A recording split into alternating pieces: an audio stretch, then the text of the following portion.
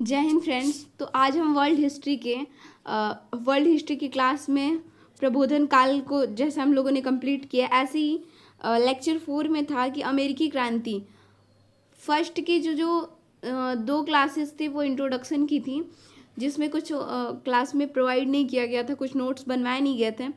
And first और second class की introduction की थी और थर्ड क्लास में प्रबोधन काल को हमने समझा था। सेकेंड क्लास से ही प्रबोधन काल का टॉपिक सर ने स्टार्ट कर दिया था और थर्ड क्लास में प्रबोधन काल समाप्त हुआ था। फोर्थ क्लास की ये नोट्स हैं अमेरिकी क्रांति। तो क्लास मैटर नहीं करता, मैं सारे टॉपिक्स को बहुत अच्छे से यहाँ पे नोट्स प्रिपेयर कर रही हूँ, तो उस नोट्स को यहाँ रिवीजन करूँगी। अमेरिकी क्रांति में हम सबसे पहले देखेंगे कि पृष्ठभूमि क्या है, अमेरिकी क्रांति के कारण क्या क्या है, अमेरिकी क्रांति का परिणाम क्या क्या था, अमेरिकी क्रांति के दौरान स्वरूप उसके क्या है, अमेरिकी संविधान। कारण सबसे ज़्यादा इंपॉर्टेंट होता है। जैसे कोई भी चीज़ों का यदि हम अध्ययन करते हैं तो उसमें ये देखते हैं कि क्या है, ठीक है, ऐसा क्या है। जैसे अमेरिकी क्रांति है तो अमेरिकी क्रांति के दौरान हम अध्ययन करेंगे ना कि क्या है, और फिर एक क्वेश्चन मार्क उठता है हमारे माइंड में कि ये क्यों है, क्या है और क्यों है। तो इससे हम चीज़ों को क्लियर करते हैं। अब यहाँ पे हम देखेंगे कारण, अगर देखते हैं तो कारण में ये है कि स्वतंत्रता की चेतना। अमेरिकी क्रांति के दौरान सबसे मोस्ट इम्पॉर्टेंट अगर जो कारण था वो ये था स्वतंत्रता की चेतना। द सेकेंड इसका जो रीज़न था वो था दोषपूर्ण शासन, सप्तवर्षीय युद्ध, बौद्धकों की भूमिका, प्लस औपनिवेशिक, प्लस आर्थिक कानून, शासकों की नीतियाँ थी। शासकों की नीतियाँ भी बहुत मोस्ट इंपॉर्टेंट होती हैं इसमें, क्योंकि जो ग्रेनविल की नीतियाँ थी और लॉर्ड नॉर्थ की चाय नीति थी, ये थोड़ा बहुत इसमें प्रभाव डालती हैं, इंपॉर्टेंट था। ये एक माइंड मैप की तरह है, चीज़ों को यहाँ पे बस वो सर के द्वारा लिखवाया नहीं गया था, सर के द्वारा जो प्रिपेयर नोट्स है वो भी मैं यहाँ पढ़ूंगी। ये उन्होंने क्लास के दौरान जब चीज़ों को वो क्लियर करते हैं तो एक की पॉइंट की तरह लिखते चलते हैं, तो उसको मैंने नोट किया है। अब जैसे ये था कि ब्रिटेन, जो ब्रिटिशर्स थे, उनका अमेरिका पर नियंत्रण हुआ, तो इसके क्या प्रभाव पड़े, ठीक है, उपनिवेश वाली जो चीज़ें। अमेरिका पर पहले किसका नियंत्रण था, तो अमेरिका पे सबसे पहले स्पेन का नियंत्रण था। अमेरिका पे जो था सबसे पहले स्पेन का नियंत्रण था। 1588 ईस्वी में अंग्रेजों ने स्पेनिश आर्मेडा मतलब नौसेना को पराजित कर अपनी नौसैनिक श्रेष्ठता स्थापित की।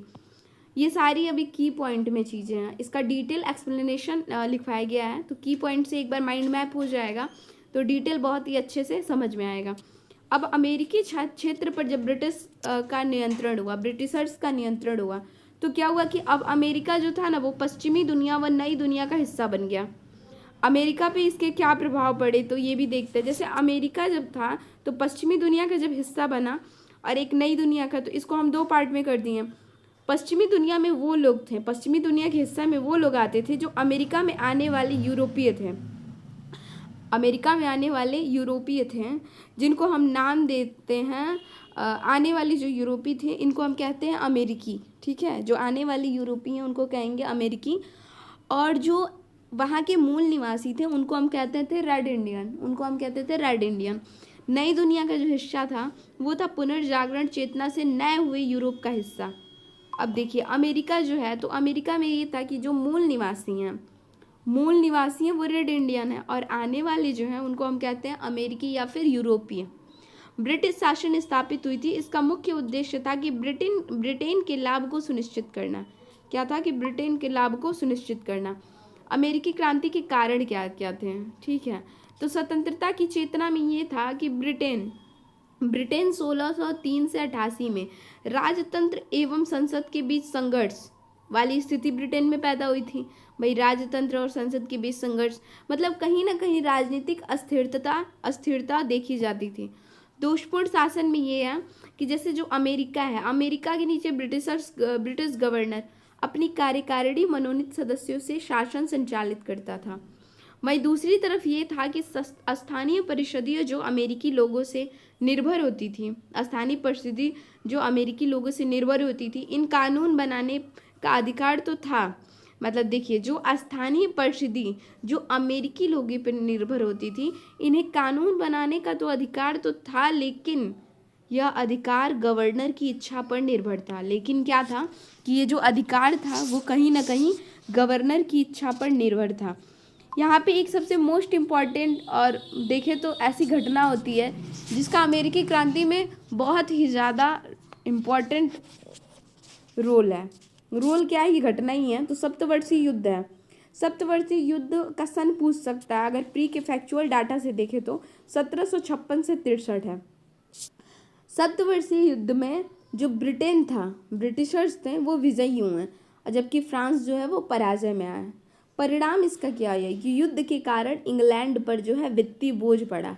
इंग्लैंड पे क्या हुआ, वित्तीय बोझ बढ़ा। इसे कम करने के लिए अमेरिकी लोगों पर नए कर लगाए, क्योंकि देखिए किस पे बढ़ा, इंग्लैंड पे बढ़ा। इंग्लैंड ही तो ब्रिटेन है, और जब ये विजयी हुआ तो भाई युद्ध के दौरान बहुत से खर्चे हुए थे, जिसके कारण इस पे कहीं ना कहीं वित्तीय बोझ बढ़ा। अब उस चीज़ को ये कम करने के लिए किसको टारगेट किया, तो अमेरिकी लोगों को, और ये इन अमेरिकी लोगों पर नए कर लगाए, जिससे जो अमेरिका में लोगों के अंदर असंतुष्ट की भावना उत्पन्न हुई। अब हुआ ये कि अब फ्रांसीसी नियंत्रण वाले जो कनाडा क्षेत्र थे, भाई जो फ्रांस थे वो तो पराजय में हो गया, वो विजयी नहीं हुआ। तो फ्रांस के नियंत्रण वाले जो कनाडा क्षेत्र थे, इन पर ब्रिटिश का नियंत्रण हो गया। भाई जो जीता वही सिकंदर, ऐसी चीज़ें होती हैं ना। तो जैसे कोई राज्य क्षेत्र है, अगर किसी शासक में दो राजाओं में, दो शासकों में यदि युद्ध हो रहा है और एक राजा विजयी हुआ, तो दूसरे राजा के जो राज्य क्षेत्र है उस पर अपना हिस्सा स्थापित करता है। तो यही यहाँ पे भी हुआ कि फ्रांसीसी नियंत्रण वाला जो कनाडा क्षेत्र था उस पर ब्रिटिशर्स का नियंत्रण हो गया। अतः अब कनाडा से फ्रांसीसी आक्रमण की भय भी समाप्त हो गई। भाई जो कनाडा से फ्रांसीसियों की आक्रमण की भय थी वो तो ऑलरेडी समाप्त हो गई, क्योंकि वहाँ पे कौन बैठ गया, जाके वहाँ पे ब्रिटिशर्स बैठ गए।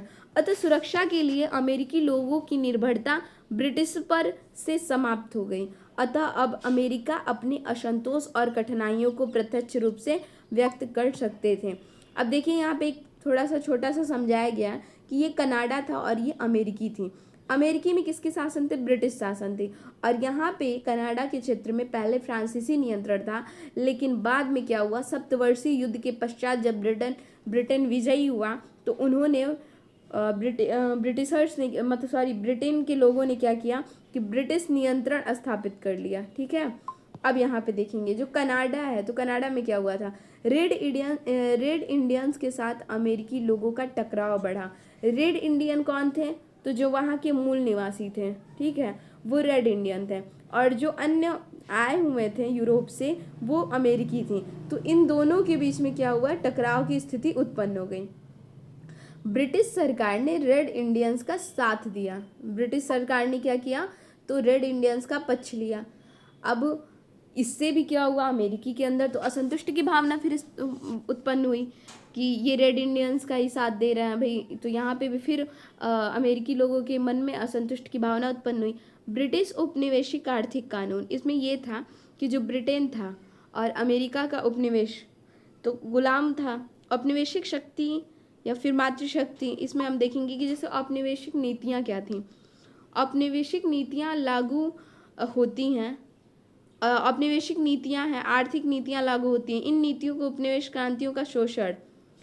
अब देखिए यहाँ से स्टार्ट होता है कानून, जैसे नौ परिवहन कानून, इस सब का डिटेल एक्सप्लेनेशन मैंने लिख रखा है। सर ने एक एक लाइन बहुत अच्छे से लिखवाया है। ये उनकी जो बोर्ड पे उन्होंने की पॉइंट में चीज़ों को एक माइंड मैप करते हैं, तो वो यहाँ से चीज़ें थोड़ी थोड़ी माइंड में बैठेगी कि हाँ ऐसा ऐसा था। तो अभी एक्सप्लेनेशन के दौरान बोरियत नहीं महसूस होगा, इसलिए मैं इसको करवा रही हूँ।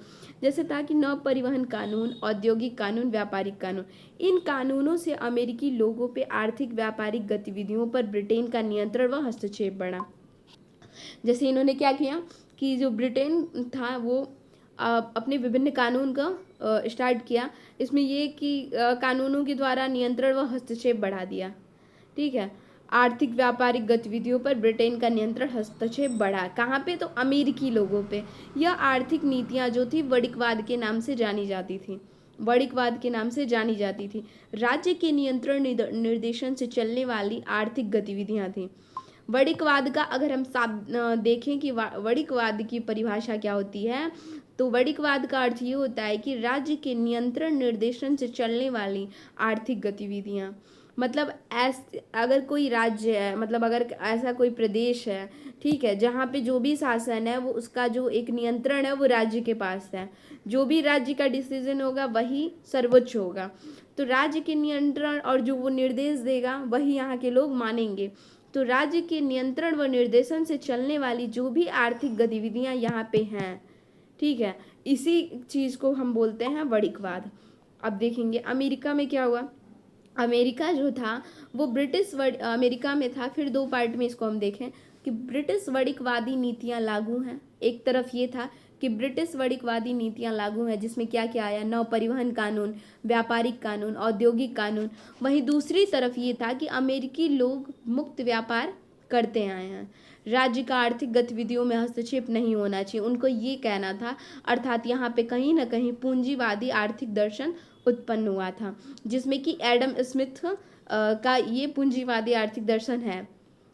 तो यहाँ पे दो चीज़ें उत्पन्न हुई, मतलब दो चीज़ें दिखाई देती हैं। एक तो ब्रिटिश वणिकवादी नीतियाँ, ठीक है, जो ब्रिटेन के द्वारा बनाई गई थी, ब्रिटेन की राज्य का नियंत्रण निर्देशन के द्वारा ही जो आर्थिक गतिविधियाँ अमेरिकी लोगों पे, तो ये एक था वणिकवादी नीतियाँ। वहीं अगर हम पूंजीवादी नीति को देखेंगे तो एक मुक्त व्यापार, कि राज्य का आर्थिक गतिविधियों में हस्तक्षेप नहीं होना चाहिए। मतलब राज्य जो है वो अमेरिकी लोग क्या कर रहे हैं, कैसे व्यापार कर रहे हैं, आर्थिक क्षेत्र पे राज्य का कोई भी हस्तक्षेप और नियंत्रण नहीं होगा। तो ये पूंजीवादी थी। अब जब दोनों स्थिति जो उत्पन्न हुई तो इससे क्या हुआ, टकराहट हुआ। और टकराहट के कारण ही अमेरिकी क्रांति का मूल कारण यही था कि इन दोनों में वणिकवादी पूंजीवादी नीतियों का जो अलग अलग दिखाई दिया, तो फिर यहाँ से टकराव की स्थिति उत्पन्न हुई। अब देखेंगे कि यहाँ से हम पढ़ते हैं जो कि सर के द्वारा प्रोवाइड किए गए क्लास नोट्स में लिखवाए गए हैं। जैसे था कि अमेरिकी क्रांति का कारण क्या था। तो पहला कारण हमने क्या देखा था, स्वतंत्रता की चेतना। स्वतंत्रता की चेतना, इसमें यह था कि अमेरिकी समाज में स्वतंत्रता की चेतना मौजूद थी। अमेरिकी समाज में क्या थी, तो स्वतंत्रता की चेतना मौजूद थी। वस्तुतः अमेरिका में आने वाले यूरोपीय में मुख्यतः ब्रिटेन से संबंधित थे। मतलब जो भी अमेरिका में यूरोपीय आते थे वो किस देश से संबंधित थे, तो ब्रिटेन से, जो उसके प्रगतिशील वातावरण एवं चिंतन से परिचित थे। मतलब जिस हिसाब से प्रगतिशील वातावरण है, ठीक है, एवं चिंतन से परिचित थे। और उन्होंने अमेरिका में लंबे समय तक स्वतंत्रता पूर्वक कार्य भी किया। दरअसल आरंभ में इंग्लैंड की सरकार अमेरिकियों पर कठोर नियंत्रण नहीं रख सकी, ठीक है। जो ब्रिटेन के लोग आए थे वो आरंभ में अमेरिकी लोगों पे ऐसा कुछ भी नियंत्रण निर्देश मतलब कठोरता पूर्वक नहीं लागू कर सकी थी, क्योंकि इंग्लैंड में संसद एवं राजतंत्र के बीच संघर्ष चल रहा था। इंग्लैंड में क्या हो रहा था कि संसद और राजतंत्र के बीच जो है वो संघर्ष वाली स्थिति उत्पन्न थी। जब यह संघर्ष 1688 में गौरवपूर्ण क्रांति के साथ समाप्त हुआ, तत्पश्चात इंग्लैंड ने अमेरिका में औपनिवेशिक नीतियों को कठोरतापूर्वक लागू किया। फलतः अमेरिकियों की स्वतंत्रता चेतना बाधित हुई, उनमें